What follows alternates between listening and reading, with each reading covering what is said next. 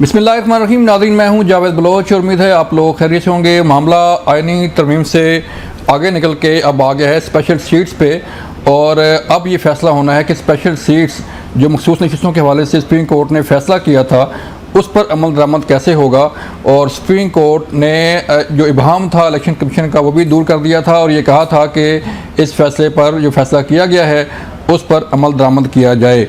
हुकूमत के पास आपके इल्म में है कि 2/3 मेजॉरिटी नहीं है आईनी तरमीम के लिए, लेकिन आज स्पीकर कौमी असम्बली याद सादिक साहब ने ख़त लिखा है चीफ इलेक्शन कमिश्नर को, जिसमें उन्होंने कहा है कि जो इलेक्शन एक्ट है, तमीमी इलेक्शन एक्ट, वो नाफिज़ अमल हो चुका है, कानून बन चुका है और अब सुप्रीम कोर्ट का फ़ैसला स्पेशल सीट्स के हवाले से उसका इतलाक़ नहीं होता। लिहाजा सुप्रीम कोर्ट के फैसले के बाद इलेक्शन एक्ट में तब्दीली हो चुकी है और जिसका इतलाक़ माजी से होता है। उनका ये कहना था कि इलेक्शन एक्ट में तरमीम के बाद सुप्रीम कोर्ट के फैसले पर अमल दरामद नहीं हो सकता। ये आज स्पीकर कौमी असम्बली ने ख़त लिखा है और इसके साथ स्पीकर पंजाब असम्बली ने भी जो है वो ख़त लिख दिया है। इस हवाले से अब मामला जो है वो आ गया है टकराव का कि सुप्रीम कोर्ट ऑफ पाकिस्तान का ये कहना है कि इस फैसले पर अमल दरामद किया जाए और अब पार्लियामेंट जो है मैदान में आ चुकी है कि इस फैसले पर अमल दरामद नहीं हो सकता। अगर इस फैसले पर, जैसे कि स्पीकर कौमी असम्बली ने ख़त लिखा है, इलेक्शन कमीशन इस फैसले पर अमल दरामद करता है और स्पेशल सीट्स का मामला जैसे पहले था वैसे होता है, तो फिर हुकूमत के पास 2/3 मेजॉरिटी और ये जो आईनी तरमीमी का पैकेज है ये बड़ी बासानी जो है इससे जो है वो हुकूमत निपट लेगी और ये आईनी तरमीम का पैकेज आराम से पास हो सकता है। इस पर आज बात करने जा रहे हैं कि मामला जाएगा किस तरफ, टकराव होगा तो क्या फिर पार्लियामेंट पर कोई कार्रवाई हो सकती है पार्लियामेंट के ख़िलाफ़, स्पीकर के ख़िलाफ़, या इलेक्शन कमीशन के ख़िलाफ़ क्या कार्रवाई हो सकती है अगर सुप्रीम कोर्ट के फैसले पर अमल दरामद नहीं हुआ। हमारे साथ आज मौजूद होंगे शाहिद खटक साहब, तहरीक इंसाफ के रहनुमा, उनसे बात करेंगे। कादर मदोखेल साहब पीपल पार्टी से हमें ज्वाइन कर चुके हैं, आप सबका शुक्रिया। नशीम इफ्तिखार साहब मुस्लिम लीग नून से हमें ज्वाइन करेंगी। कादर भाई, मैं आपकी तरफ आता हूँ, आप चूँकि कानूनदान भी हैं और इन चीज़ों पर जो है वो आपकी मुझे राय चाहिए होगी कि अभी जो स्पीकर कौमी असम्बली ने ख़त लिखा है और ये कहा है कि इलेक्शन एक्ट में जो तरमीमी एक्ट था वो नाफिज़ अमल है, सुप्रीम कोर्ट के फैसले पर अमल दरामद नहीं हो सकता, तो अब सूरत सर क्या बनेगी फिर? मेरे ख्याल में इलेक्शन कमीशन को ये सहूलत तो हासिल हो गई है कि अब अगर contempt of court supreme court जा रही है तो वो सिर्फ इलेक्शन कमीशन नहीं बल्कि स्पीकर के खिलाफ भी होगा। अच्छा, लेकिन मैं नहीं समझता हूँ कि स्पीकर के खिलाफ भी होगा, न इलेक्शन कमीशन का होगा। आपको याद होगा जब इन्हीं बेंच के जो 2 रुकन है जिसने अपनी इख्तिलाफी नोट में ये कहा गया कि अगर इसके ऊपर हुकूमत अमल करेगी तो आइन का आर्टिकल 51 और 106 को मुअत्तल करना पड़ेगा। ठीक, अच्छा, बीच में डेवलपमेंट में ये आ गई है, ये भी हम साथ कहते आ रहे थे कि चूंकि अभी सुप्रीम कोर्ट के जो वो भी है रिव्यू जो पिटीशन है इलेक्शन कमीशन की या हुकूमत पाकिस्तान की, वो अभी पेंडिंग है। जब तक उसका फैसला, यानी जो फाइनल, जिसको आम अल्फाज में रिव्यू को आप अपील भी कह सकते हो, जब तक वो नहीं आएगा तब तक सुप्रीम कोर्ट उसके ऊपर इलेक्शन कमीशन इसके ऊपर अमल दरामद नहीं कर सकती है। ठीक है, अब जो नई डेवलपमेंट है वो ये आ गई कि उसी इलेक्शन कमीशन के जो एक्ट है जिसमें अवाम मौजूद थे वो कानून साजी हो गई है, असम्बली ने उनको अमेंड कर दिया, ये तरमीम कर दिया। ठीक है, तो इस सूरत हाल में, और ये भी आपने जो फरमा है कि स्पीकर साहब ने ये कहा है कि चूंकि अब वो तरमीम हो चुकी है तो अब उसके ऊपर जो है ना वो अमल नहीं हो सकते और वो माजी कभी उस पर शुरू होगा। तो अब सवाल ये है कि मैं तो पहले ये कहता आ रहा था और फिर मुझे सुप्रीम कोर्ट के जो तफसीली फैसला है उसके ऊपर मुझे कानून के तालिब इल्म के साथ सियासी वर्कर के अलावा मुझे इस चीज़ से बड़ी हैरत है कि माजी में जो फैसले होते थे, यानी 12 जुलाई को जब शॉर्ट फैसला आया, जो मुख्तसर फैसला जिसे कहते हैं वो आया, तो जो तफसीली फैसला है वो भी 12 जुलाई से पहले की हालात और वाक़यात की तफसील होता है। ये मेरे ख्याल में मैं पाकिस्तान की 77 साल तारीख में पहला फैसला देख रहा हूँ कि उसके बाद की जो मुआरकात है वो भी उसके अंदर शामिल है। यानी ये कहा गया कि जो रिव्यू दाखिल हुआ है ये बदनीति है, तो भाई आप बात के जो मुआरकात है वो क्यों डाल रहे हैं? आपने फिर ये भी लिख दे कि मौसम बड़ा तफसील है, यहाँ सिंध में सैलाब तबाही आ गई है, पंजाब में डेंगी आ गई है, तो ये चीजें भी फिर आपको लिखना चाहिए उसमें। तो मैं समझ रहा हूँ कानून के तालिब इल्म से, मैं इस चीज से कासिर हूँ कि बात के हालात और वाकयात और मुआरकात जो ना तफसीली फैसले में नहीं आता है। जो 12 जुलाई से पहले की जो हालात है उसको जरूर डिस्कस वो कर सकता है, जो कि करना चाहिए। तो मैं समझ रहा हूँ कि एक नई बेस शुरू हो गई है, और इस बेस के लिए इसका वाहिद हल ये है कि पीटीआई यकीनन शायद खटक साहब या उनकी वकला इस बात पे सोचेंगे कि जो ये नई तरामीम हुई है उसको चैलेंज कर ले।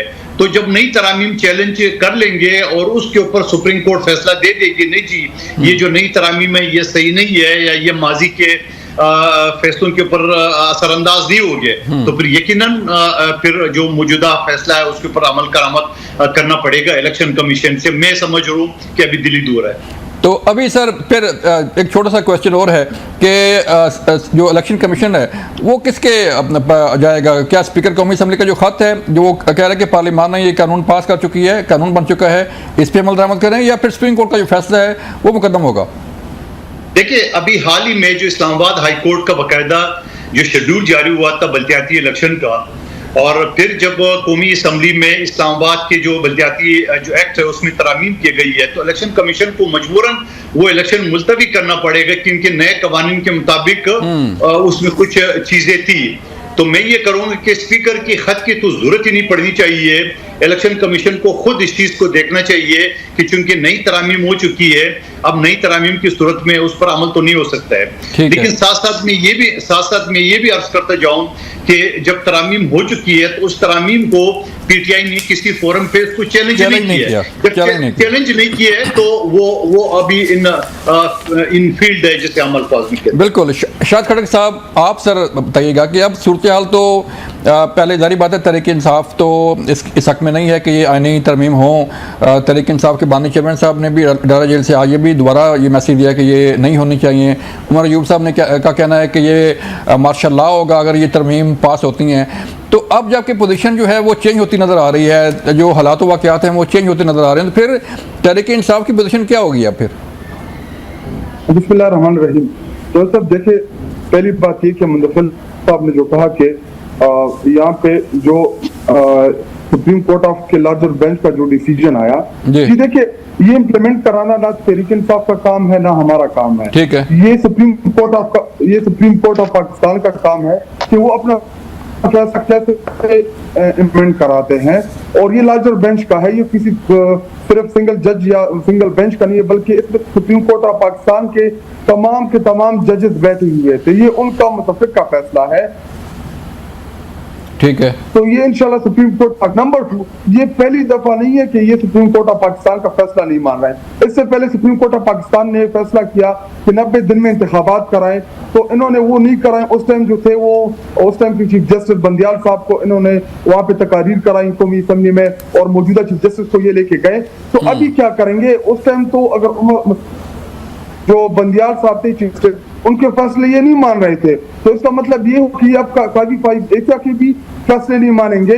तो हमारी तहरीक इंसाफ की यही डिमांड है कि जी देखे, इस मौजूदा चीफ जस्टिस के टेन्योर में जुडिशरी जितनी कमजोर हुई है, इतनी तारीख के पाकिस्तान की तारीख में इतनी जुडिशरी कमजोर नहीं हुई। और रही बात तरामीम के हवाले से, जी देखे तरामीम जो है ये मौत का कुआं है, ये आज शायद हमारे लिए ये गड़ा खोद रहे हैं, लेकिन मैं मंदोखेल साहब और यहाँ पे नौशीन इफ्तिखार से जो नौशीन इफ्तिखार कौमी असम्बली है, मैं उनके आज ये खोद रहे भी चाहती है कि अदलिया में रिफॉर्म हो, लेकिन ये 13(1) को चेंज कर रहे हैं जो बुनियादी इंसानी हकूक की खिलाफ वर्जी है।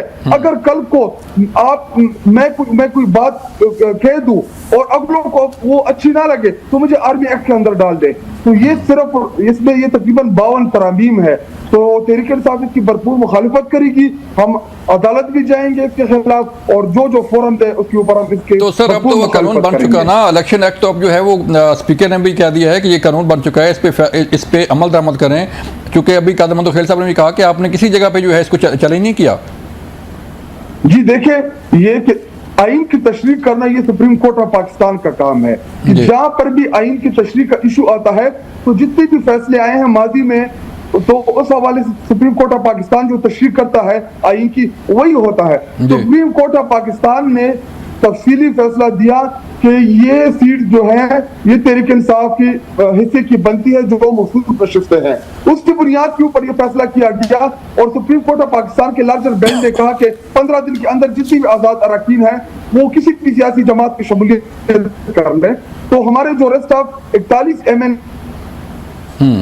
उन्होंने तहरीक इंसाफ के लिए एफिडेविट जमा करा दिया है कि इस टाइम जो इलेक्शन कमीशन का रोल है या इलेक्शन कमीशन का जो किरदार है वो बिल्कुल बाइस है। होना ये चाहिए था कि विदिन 15 डेज जो सुप्रीम कोर्ट ऑफ के पाकिस्तान के अहकामात थे ये नोटिफाई करते उन तमाम मेंबरान को जिन्होंने एफिडेविट जमा किया था कि हम तहरीक इंसाफ का हिस्सा है। तो ये चाहते हैं कि इदारों की लड़ाई हो, इदारे आपस में लड़े। मुस्लिम लीग नून और इनके इत्तेहादी और हुकूमत का ये माजी में भी यही रहा है, ये हमेशा से इदारों के साथ लड़ते रहे। तो अगर आप सुप्रीम कोर्ट ऑफ पाकिस्तान के फैसलों को ना माने, आप उसको इम्प्लीमेंट ना कराएं तो फिर तो ये मुल्क बनाना रिपब्लिक बन गया जिस मुल्क में ना आईन चले, ना कानून चले, ना सुप्रीम कोर्ट ऑफ पाकिस्तान के फैसले को ही माने, तो फिर तो ये बनाना रिपब्लिक हो गया।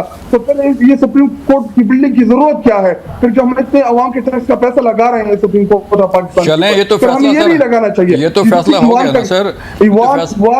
जी जी जी आप कंप्लीट करें, बोलें। जी देखिए, ईवान बिल्कुल सुप्रीम भी है और कानून साज इदारा भी है, वही से कवानीन बनते हैं, लेकिन ये अमन पसंद तरामीम करा रहे हैं। एक तरफ जी सुप्रीम कोर्ट का फैसला आ गया, उसके बाद इन्होंने एक्ट में तरमीम की कि जी ये मखसूस नशिस्तों के हवाले से जी देखिए ईवान को ये नहीं है कि ईवान जो चाहे कल को पाकिस्तान को भेज दे कि जी पार्लियामेंट ने इसको भेज दिया है, ऐसा नहीं हो सकता। सुप्रीम कोर्ट ऑफ पाकिस्तान के फैसले इंप्लीमेंट हो गए, अगर ना इंप्लीमेंट किया तो इन सब के ऊपर आर्टिकल 6 लगना चाहिए। ठीक है कादर साहब, अगर ये सीटें जैसे कि स्पीकर कौमी असम्बली ने खत लिखा है और उस खत के मुताबिक अगर ये सीटें बहाल होती हैं और जो पहले पोजीशन थी 2/3 मेजॉरिटी की आपके जो हुकूमत है और आप लोगों के पास, तो अगर इस फैसले इस खत पर अमल दरामद होता है तो क्या ख्याल है, फिर ये 2/3 मेजॉरिटी जो है वापस आ जाएगी आपके पास? देखिए शाहिद खटक साहब ने बड़ी खूबसूरत बात की है और यही फर्क होता है कि कानून से लाइलम लोग ऐसे होते हैं। वो कहते हैं कि अगर हुकूमत ने अमल दरामद नहीं की तो आर्टिकल 6 लगेगा। अब इनसे ये आर्टिकल 6 से नीचे नहीं आते है ना। अब इनसे जरा ये पूछे कि आर्टिकल 6 उन पे लगना चाहिए जिसने तालिबान को बुला के और पाकिस्तान की तराने की बेरमती की है। आर्टिकल उस पे लगना चाहिए जो जनरल फेज गैंग का हिस्सा थे और फौजी तनसीबात पे हमला किया है। आर्टिकल 6 उस पे लगना चाहिए जो शोधा के यादगारों को जलाया। यहाँ कौन सा आर्टिकल या तो लगेगा तो ज्यादा से ज्यादा तोइने अदालत लगेगा, और तोइने अदालत भी कैसे लगेगा जब ऑलरेडी एक कानून पास हो चुका है। तो उस कानून को या तो मुअत्तल कर ले या कानून पास नहीं होने देते तब जाके ये तोइने अदालत वो भी नहीं लग सकता है मेरे हिसाब से। दूसरी बात उन्होंने ये कही कि अगर मैं कोई बात करूं तो मुझ पे आर्मी एक्ट लगेगा। आजकल आर्मी एक्ट का बड़ा खौफ है इनको, क्योंकि जनरल फेज गैंगस्टर पकड़ा गया और जिनके साथ उनके सारे ये गुल खिले हैं। तो जारी बात है अब आर्टिकल 6 उनकी चारों तरफ घूम रही, इस वजह से हर आदमी सोच समझ के बात कर रहे हैं और करना भी चाहिए। मैं ये समझ रहा हूँ कि जो बात आपका सवाल है कि यकीनन स्पीकर की एक जिम्मेदारी है, जो एक कवानीन पास हो चुका है। मैंने आपको इस्लामाबाद बल्दियाती इलेक्शन का हवाला दिया है। जैसे शेड्यूल जारी हुआ था और जब नया कवानीन पास हुआ तो उस कवानीन के तहत इलेक्शन कमीशन ने खुद उस शेड्यूल को मुअत्तल करके और इलेक्शन बल्दियाती इलेक्शन जो है ना वो इल्तवा का शिकार कर दिया है। तो यहाँ मैं समझ रहा हूँ कि इलेक्शन कमीशन को जरूरत नहीं पड़नी चाहिए स्पीकर के खत का। उनको जैसे इस्लामाबाद बल्दियाती इलेक्शन के हवाले से स्टेप उठा ली, यहाँ भी उठाना चाहिए। लेकिन मैं ये समझ रहा हूँ कि शायद इलेक्शन कमीशन जो है ना वो तनहा ये बोझ उठाने से कासिर थी, लिहाजा उन्होंने अपने साथ स्पीकर को मिला लिया। तो मैं कहता हूँ कुछ नहीं होगा, अल्लाह खैर करेगा। तो सर पार्टी पोजीशन मुझे थोड़ा सा वाज़ेह कीजिएगा ना कि अगर ये फैसला करता है इलेक्शन कमीशन तो पार्टी पोजीशन क्या होगी? फिर तो 224 अरकान मसला नहीं रहेगा। देखिए 8 अरकान तो पहले से इनके पास आजाद है। जी और शायद खटक साहब बता दिया, अभी 3 दिन पहले मेरे साथ जो ना मुबारक जैद साहब किसी चैनल पे थे। वो तो खुल्लम खुल्ला कहता है कि भाई ये तो हमें न खान से मिलाते हैं, न हमें फंड देते हैं, न हमें ये अपना तस्वुर कर, बल्कि सोशल मीडिया के जरिए वो हमारे खिलाफ जो ना वो गाली गलौज कर रहे हैं। तो 8 अरकान तो वैसे इनकी जा चुके हैं। बाकी रह गए 41 अराकीन जो कि अभी डिक्लेयर है आजाद। अभी अगर सुप्रीम कोर्ट के फैसले पे अमल होता है तो यकीनन वो पीटीआई के हो जाएंगे, मगर पीटीआई की भी कैसे हो जाएंगे ये भी आप देख लें कि वो कहता है ना सवाल चन्ना और जवाब जो ना वो गंदम वो वाला हिसाब हो गया। ये वो कोशिश कर रहे थे कि सुन्नी इत्तेहाद तहरीक को सीटी दी जाए और सुप्रीम कोर्ट ने उनको दे दी है पीटीआई को। और ये भी शायद खटक साहब की बात को मैं थोड़ी सी तस्दीक कर दूं, वो कहता है सुप्रीम कोर्ट का मुतफक्का फैसला है। ये मुतफक्का नहीं है मेरे भाई, 8-5 का फैसला है। 8 ने आपके हक में दिया है, 5 ने आपके खिलाफ दिया है, तो मुतफक्का नहीं कह सकते उसको। तो अपना कादर मदो खैर साहब, चलें मुझे एक ब्रेक के लिए यहाँ पे कहा जा रहा है, जब ब्रेक से वापस आएंगे फिर बात करेंगे कि अब इस सूरत हाल में टकराव क्या होगा, क्या हो सकता है, कार्रवाई क्या हो सकती है। ब्रेक के बाद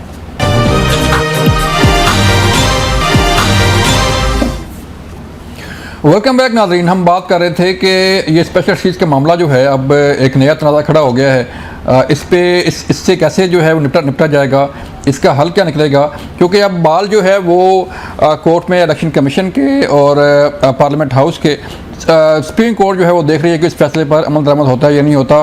कादर मुदख्खिल साहब, 22 लोगों को 22 जो अरकान थे सस्पेंड किया गया था इलेक्शन कमीशन की तरफ से, जिसमें 19 ख़वातीन थी और 3 जो है अक़लियत अरकान थे। अब अगर सर ये बहाल होते हैं, जैसे कि इलेक्शन कमीशन को ये ख़त लिखा गया है कि इन्हें जो है बहाल किया जाए, तो फिर तो मेरे ख्याल में कंटेम्प्ट ऑफ कोर्ट फिर इलेक्शन कमीशन ही फिर अपना उस पर लगेगी। नहीं, मेरे ख्याल में नहीं लगेगी। मैं आपको दोबारा पहले ब्रेक से पहले भी आपको मैंने अर्ज किया था कि चूंकि कानून पास हो चुका है और कानून में उन चीज़ों को वाज़ेह कर दिया है जो अब हम सुप्रीम कोर्ट के फैसले में या इलेक्शन कमीशन कंफ्यूज थी, तो वो क्लियर हो गई है। और इसके लिए मैंने आपको मिसाल भी दी है कि इस्लामाबाद बल्दियाती इलेक्शन का शेड्यूल जारी हुआ था, लोगों ने नॉमिनेशन फॉर्म जमा किए थे। जब नया कानून बन गया था यानी तरमीम हो गई थी, तो वो शेड्यूल जो है ना मुअत्तल करना पड़ा। तो इस वजह से और फिर ये जो फैसले के ऊपर आप खुद स्पीकर ने उसको वाज़ेह कर दिया है, और स्पीकर चूंकि एक कस्टोडियन ऑफ द हाउस होता है और असम्बली के अंदर जो नुमाइंदे होते हैं वो पूरे पाकिस्तान के होते हैं, तो मैं ये समझ रहा हूँ कि कस्टोडियन ऑफ द हाउस के खिलाफ वो कंटेम्प्ट ऑफ कोर्ट इस तरह नहीं हो सकती है कि वो कानून और आइन की बात करे और आइन पास कर इसी असम्बली नहीं किए। अब अगर शाहिद खटक साहब की पार्टी के पास अक्सरियत नहीं थी तो या हुकूमत ने कर दिया, तो उसमें मेरे ख्याल में न तो कंटेम्प्ट ऑफ कोर्ट लगेगा, न शाहिद खटक साहब की ख्वाहिश के मुताबिक आर्टिकल 6 लगेगा। आर्टिकल 6 तो खैर लगेगा नहीं लगेगा, लेकिन सर फिर मतलब ये हुआ सर कि अगर इस फैसले पर अमल होता है तो फिर जो आईनी तरमीम का पैकेज है वो तो आसानी से पास हो जाएगा आपका।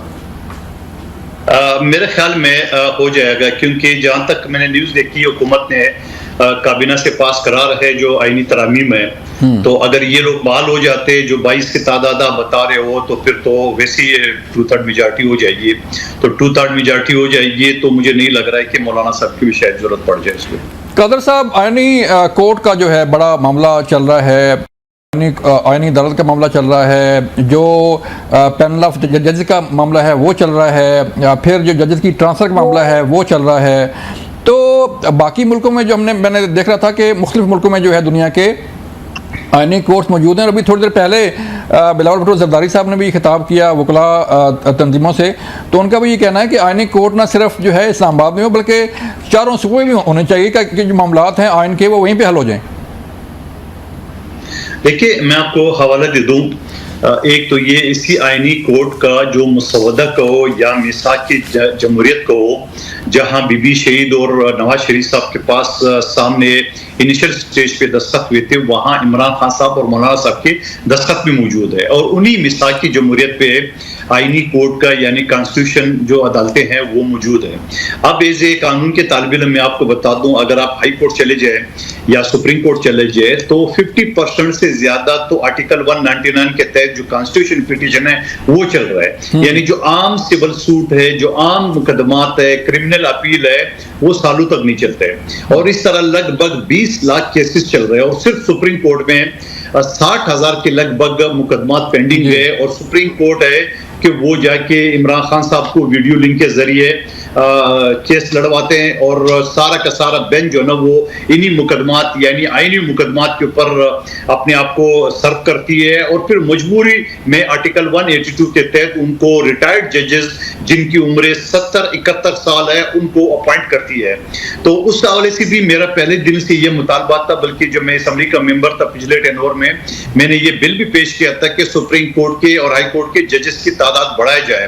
वो कि आर्टिकल 177 में ये लिखा गया है कि कोई वकील जिसकी एक्सपीरियंस 15 साल हो या जो जज हाई कोर्ट का 5 साल की एक्सपीरियंस हो उसको सुप्रीम कोर्ट का जज बनाया जा सकता है, बजाय उसको लेने की आर्टिकल 182 के तहत रिटायर्ड जज जो 65 साल की उम्र में रिटायर्ड हुआ है फिर 3 साल के अंदर उसको लेने का ये हो गया 68 साल और 1-2 साल जो उसको हिडाक पे लेते ये होता है 70-71 साल।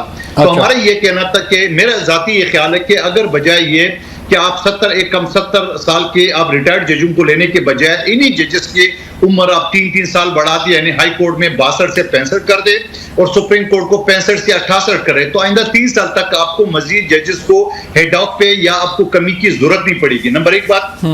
दूसरी बात ये, जब आप आईनी अदालतें बनाएंगे तो आपका ये बिल्कुल जो सियासी केसेस आईनी अदालतें ये अलग हो जाएंगे और जो बाकी जो आम लोग जो अपने घर बार सब बेच के हम जैसे वकीलों को फीस देते हैं और मुकदमा का इंतजार करते हैं और वकील आगे से बेबस होता है कि भाई अब टाइम नहीं है, बेंच नहीं है, तो ये इसी वजह से सालों तक केस चल रहा है। मैं आपको 1000 मिसाल दे सकता हूँ। एक बच्ची जब एक दिन की बदल गई अस्पताल में यहाँ बासी शहीद कराची में और 23 साल केस चला। 23 साल बाद केस में जब मैं 3 महीने पहले आया था तो जज साहबा लेडी थे, उसने कहा मंदोखेर साहब बच्ची चूंकि 18 साल से बड़ी होगी मैं आपके क्लाइंट के हवाले नहीं कर सकती हूँ क्योंकि उनकी एज बढ़ गई। इसी तरह एक शख्स जिसका मुकदमा 28 साल तक नहीं चला था, पहली मरतबा मैंने अदालत में पेश कराया और फिर वो 38 साल बाद उसको मैंने बरी कराया। तो आप मुझे बताओ ये हाल है और इन्हीं वजह से पाकिस्तान की जुडिशल सिस्टम दुनिया में 141 नंबर पे है। तो क्या आईनी अदालतें नहीं काफी, क्या नहीं होना चाहिए? कौन पाकिस्तान में ऐसा आदमी जिसकी मुखालफत करेगा?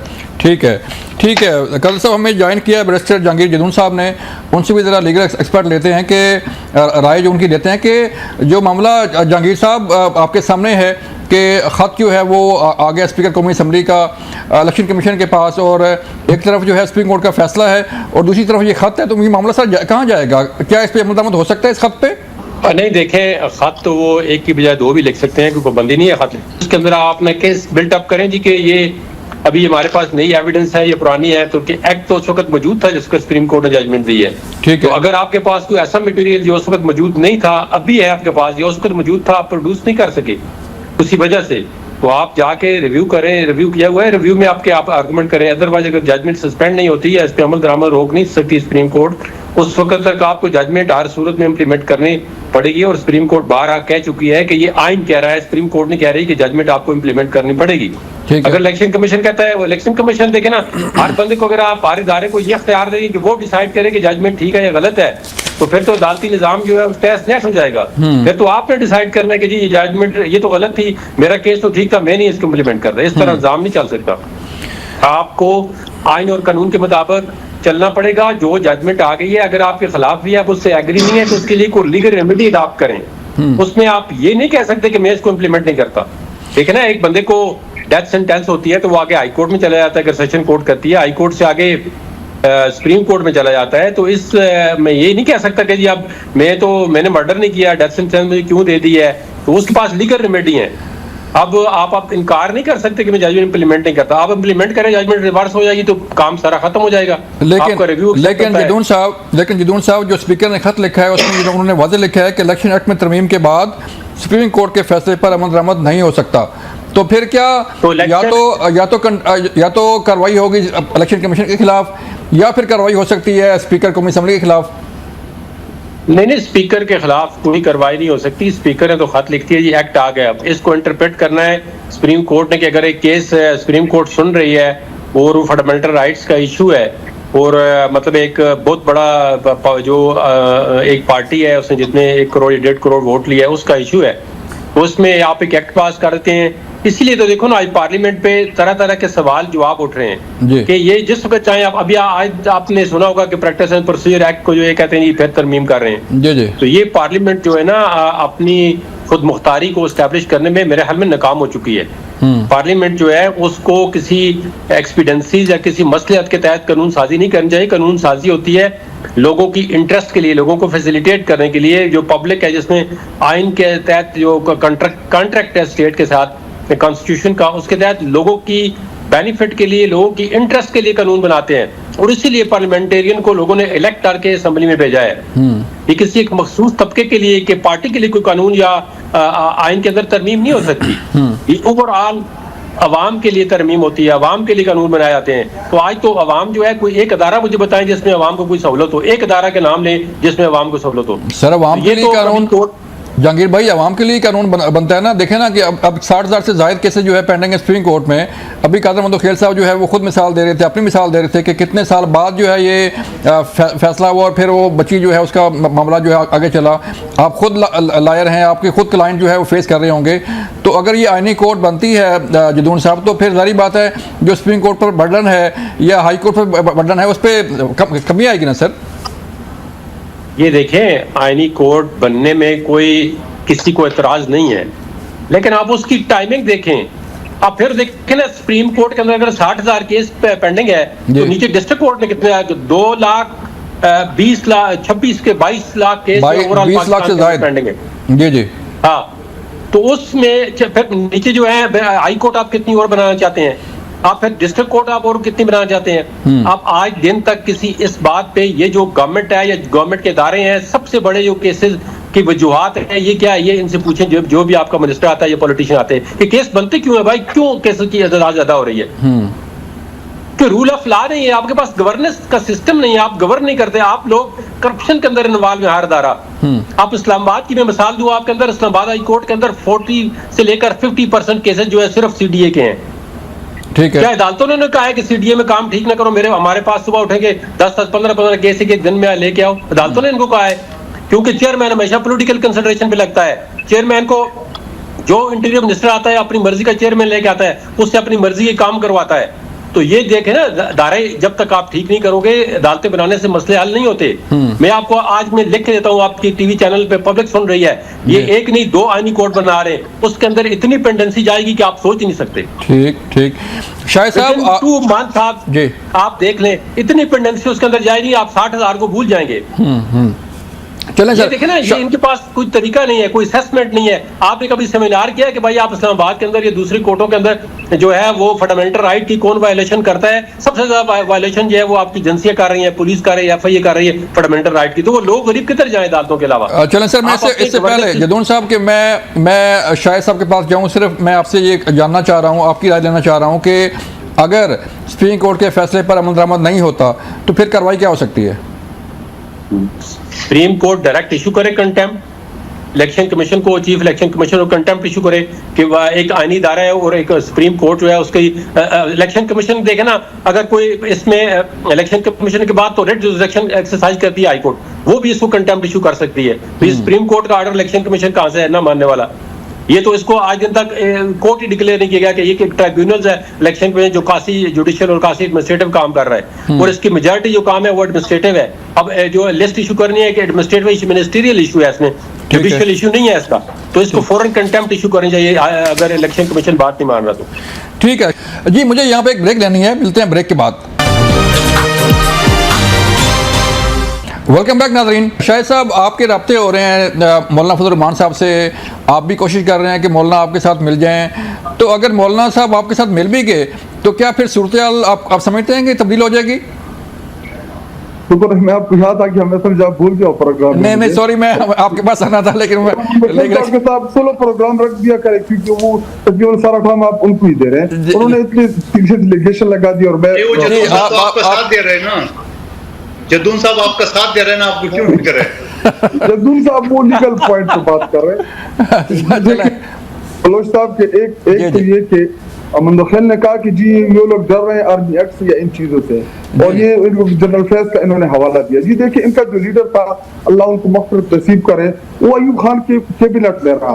तो अगर बात ये यहाँ से शुरू करेंगे तो इनकी आप तारीख उठा के देख ले, इनकी पार्टी की, ये हमेशा से ये बैठे रहे और लेटे रहे, और ये आज हमें आके जनरल फैज के ताने देते हैं। जी देखिए, जनरल फैज के साथ जो भी कानूनी कार्रवाई उनके खिलाफ होगी वो फौज जाने तो उनका इंटरनल मामलात जाने ना तहरीक इंसाफ का जनरल फैज के साथ कोई DGI वो जब इमरान खान साहब प्राइम मिनिस्टर थे वो DGI थे जनरल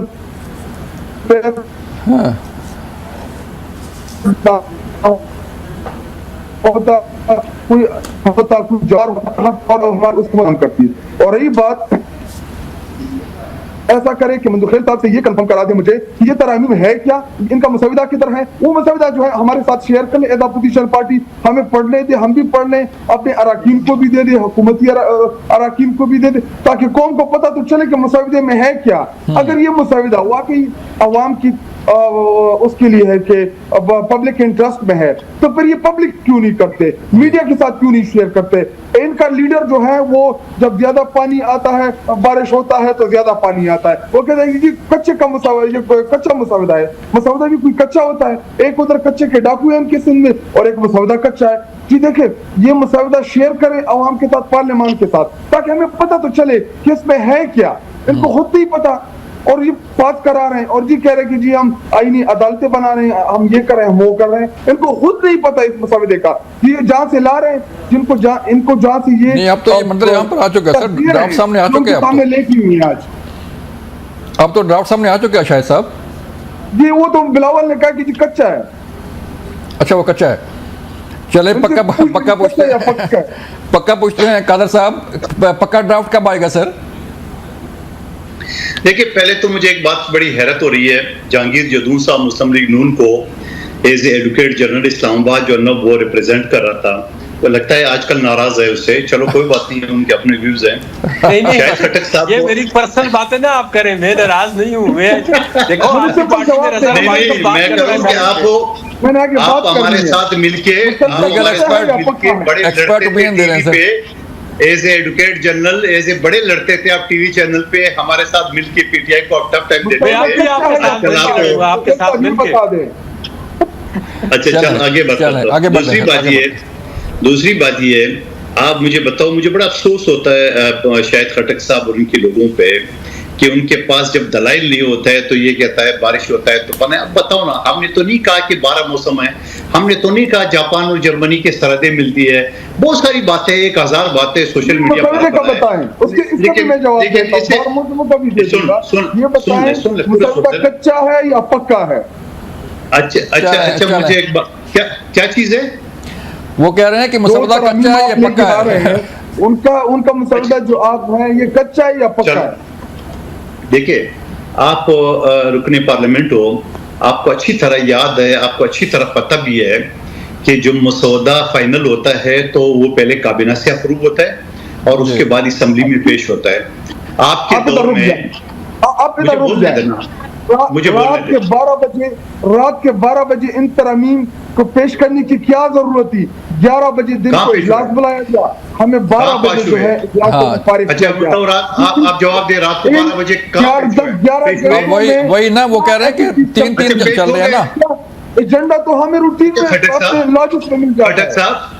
खट्टक साहब एज ए पार्लियामेंट का मेंबर जो ना गुफ्तगू कर लें, ये गली माली वाली गुफ्तगू नहीं है। 12 बजे अगर हुआ है तो बता दो ना, अगर आप कह रहे फलाने बोला हो गए, हो नहीं सकता है जब तक वो काबीना से तादाद नहीं की पूरी आपकी तादाद काबीना उधर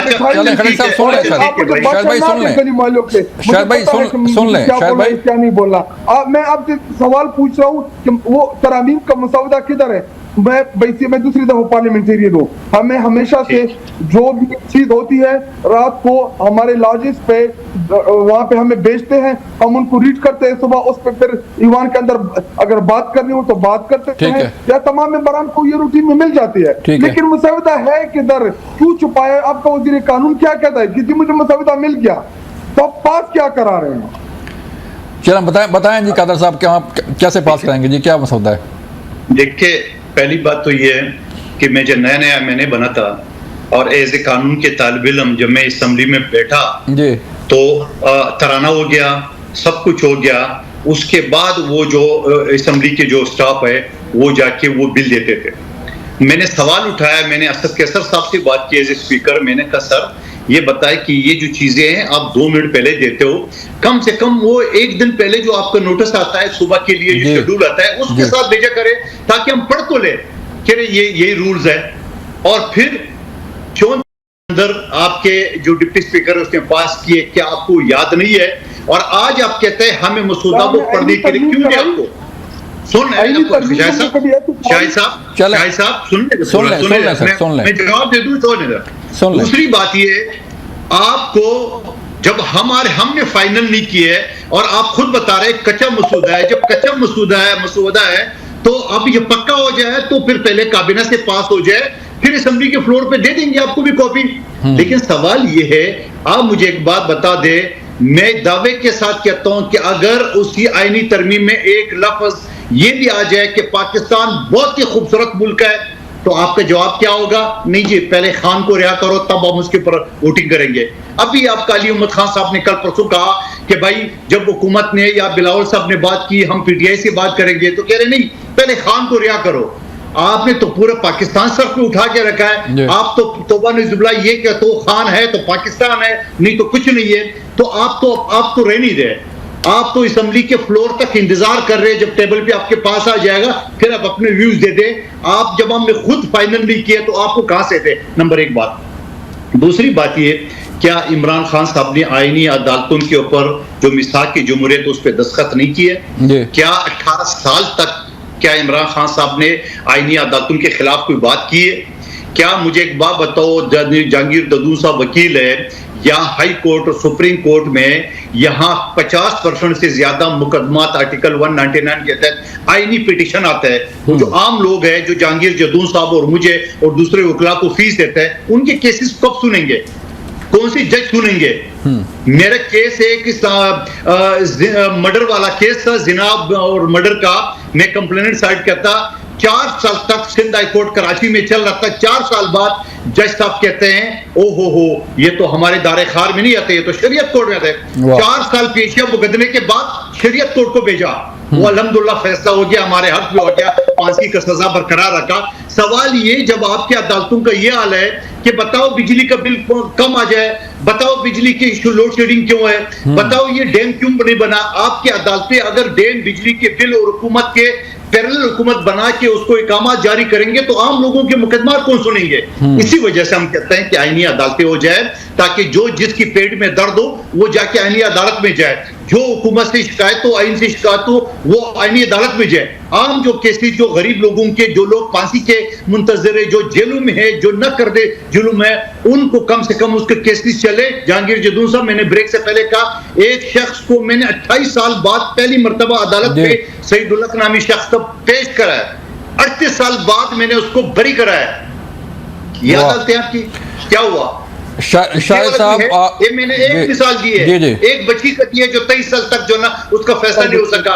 ऐसे हजारों मिसालें, ऐसे सोशल वर्कर, मैं वेलफेयर ट्रस्ट चला रहा हूं, मेरे पास मिसालें हैं। आप किन अदालतों की बात करें जो दुनिया में 141 नंबर पर है?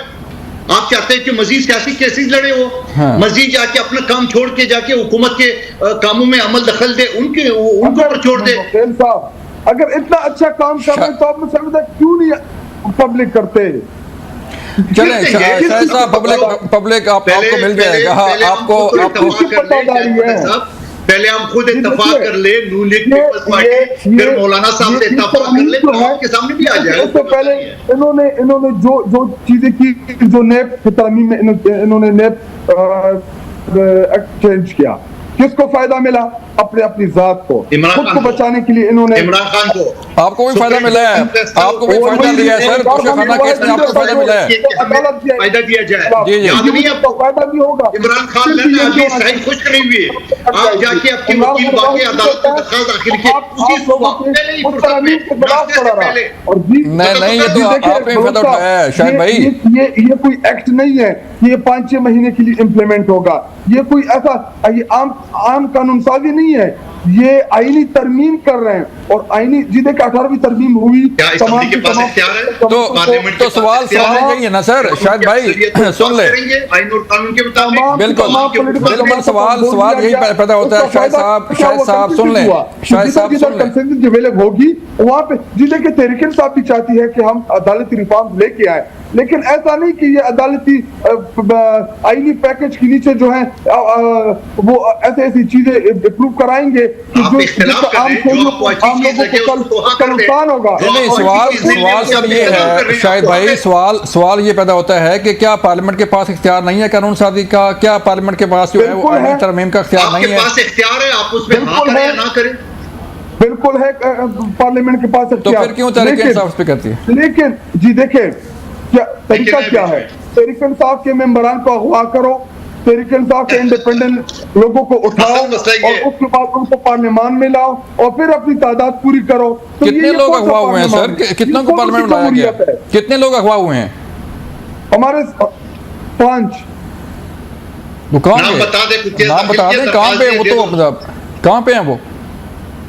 जी कहाँ पे हैं वो? शायद साहब कोई दरखास्त दाखिल किया, उसका हवाला दे, नंबर बताएं। ना ये पिटीशन भी किया, इस्लामाबाद हाई कोर्ट ने भी किया।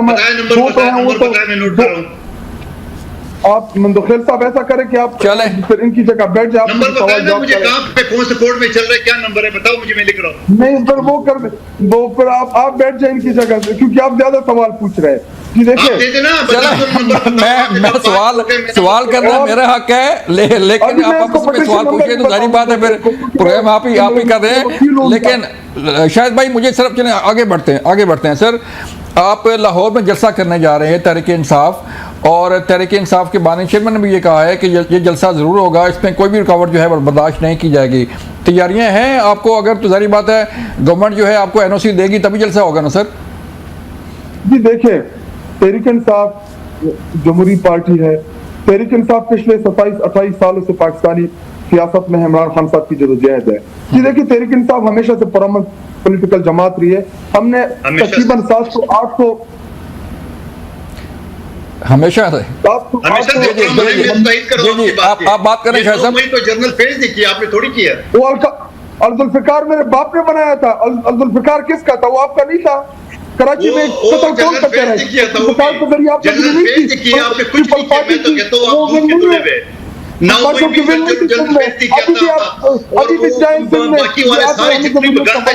आपस में बात ना करें, मैं मुझे बात कंप्लीट करने दे, प्रोग्राम नहीं होगा फिर आप जी आप करें शुरू में भी इसी तरह जी शायद सब करें आप। हालांकि मैं इसके 10-12 मिनट में सुनता रहा, मैंने इंटरफेयर नहीं किया। बिल्कुल ठीक, आप करें। जी देखिए तहरीक इंसाफ जो है हम पुरअमन पॉलिटिकल जमात है। हमने इस्लामाबाद में जलसा किया, एक गमला नहीं टूटा। हम गए, हमने अपने वहाँ पे गैदरिंग की, वहाँ पे हमने तकारीर की और उसके बाद जलसा खत्म हो गया। हालांकि इंतजामिया की जानिब से हमारे जलसे के ऊपर शेलिंग की गई। वो चाहते थे, उन्होंने शरारत की कि तहरीक इंसाफ के कारकुनान को और वहाँ पे मौजूद लाखों की तादाद के लोगों को हम जो है उनको मुरगलाएं और वो कोई ऐसा रिएक्शन शो करें कि जिसके नतीजे में इनको मौका मिल जाए कि जी देखे दोबारा लाठीचार्ज हुआ, शेलिंग हुई, आपस में पथराव हुआ कारकुनों का। लाहौर का जलसा ये पुरअमन जलसा होगा। हम वहाँ पे अपनी गैदरिंग करेंगे, वहाँ पे हमारी लीडरशिप स्टेज के ऊपर होगी, हमारे कारकुनान आएंगे, पंजाब उसमें पार्टिसिपेट करेगा, स्पेशली लाहौरी उसमें पार्टिसिपेट करेंगे। तो जी देखिए जब हमारी हुकूमत थी इन्होंने काम पे टांग रही वाले मार्च शुरू किए, महंगाई के नाम के ऊपर शुरू किया, काम पे टांग रही ऊपर खत्म हुआ। हमने इनको ऑफर की इमरान खान साहब ने कि हम आपको खाना भी देंगे, हम आपको बिस्तर भी भिजवाएंगे, आप धरना दे दे। आए उधर से सिंध से शुरू हुए महंगाई मार्च के नाम पे, इधर काम पे टांग रही पे खत्म हो गया और दूसरे दिन जो है दुम दबा के भाग गए। हमारे दौरे हुकूमत में मौलाना साहब आए इस्लामाबाद में, उन्होंने 13-14 दिन धरना दिया, हमने उनको पानी भिजवाया, हमने उनको सहूलियात दी और खान साहब ने तो यहाँ तक कह दिया कि इनको बरियानी में भेज दे, लेकिन हमने कोई उसके ऊपर रिएक्ट नहीं किया। इन्होंने पंजाब में जलसे किए, इन्होंने जुलूस किए, इन्होंने पॉलिटिकल एक्टिविटीज की। एक तहरीक इंसाफ की दौरे हुकूमत में हमने कोई रोड़े नहीं अटकाए। असल में ये इमरान खान साहब के नाम से खौफजदा है, ये फॉर्म 47 की पैदावार है, इनके पास ना अवामी ताकत है ना अवामी वोट है। एक सवाल का जवाब दे दें शायद भाई, जो अली अमीन गंडापुर शायद साहब एक सवाल का जवाब दे दें, थोड़ा सा टाइम खत्म हो रहा है। जो अली अमीन गंडापुर साहब ने फरमाया था कि मैं विद इन 15 डेज 15 दिनों के अंदर अंदर जो है वो तहरीक इंसाफ के बानी चेयरमैन साहब को रिहा करवाऊंगा, टाइम खत्म हो गया सर। जी देखिए, उसका जवाब अली अमीन गंडापुर साहब ही इंशाल्लाह लाहौर की जल्द से एक स्टेज के ऊपर जिनको ज्यादा जल्दी हुई है वो इंशाल्लाह जवाब अली गंडापुर साहब के दे दो जवाब, वो इंशाल्लाह जवाब भी देंगे।